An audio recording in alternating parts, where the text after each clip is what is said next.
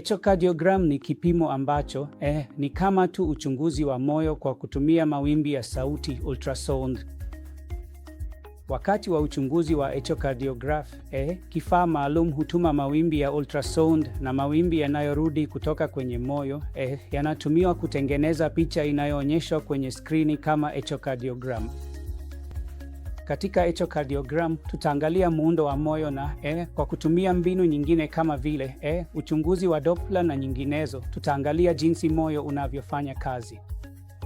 Kwa hiyo kwenye echocardiography tunayo transthoracic echocardiography pamoja na transesophageal echocardiography. Hizi ni mbinu tofauti.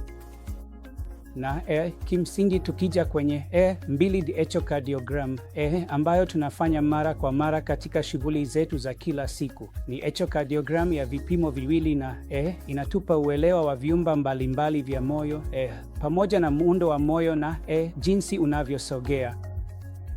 Kwa hiyo kwenye uchunguzi wa echocardiography tunayo mbinu nyingine inayoitwa mode echocardiogram. Hii ni echocardiogram ya mwendo wa muda. Hii inatoa miale moja ya uchambuzi wa mawimbi ya sauti.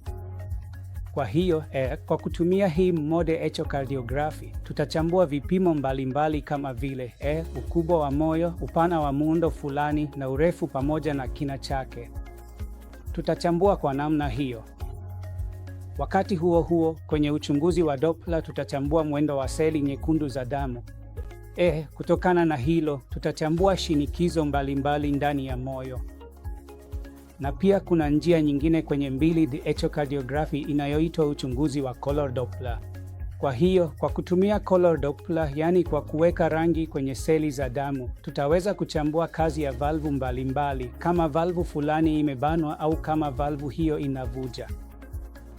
Kwa hiyo, kutokana na mpangilio wa rangi, tutaweza kuchambua jambo hili, na pia tunaweza kuchunguza kama kuna muunganiko usio wa kawaida kati ya vyumba vya moyo, kulingana na mwelekeo wa mtiririko wa damu na mambo mengine.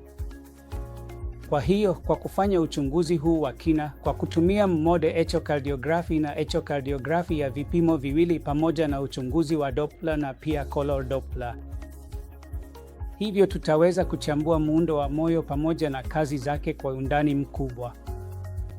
Hapo zamani tulikuwa tunafanya uchunguzi wa cath, mbinu inayoitwa cath studies, ili kuelewa shinikizo ndani ya moyo kwa kuingiza katheta ndani. Huo ni utaratibu wa uvamizi, lakini kwa kiasi kikubwa sasa hivi echocardiography imekuwa mbadala wa cath studies.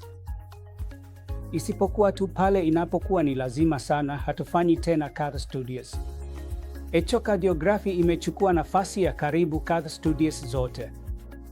Hivyo hiki ni kifaa kizuri sana tulicho nacho, na inachukua dakika 5 hadi 10 tu kufanya uchunguzi kamili wa echocardiography, na hiyo inatoa maelezo ya kina kuhusu muundo na kazi ya moyo.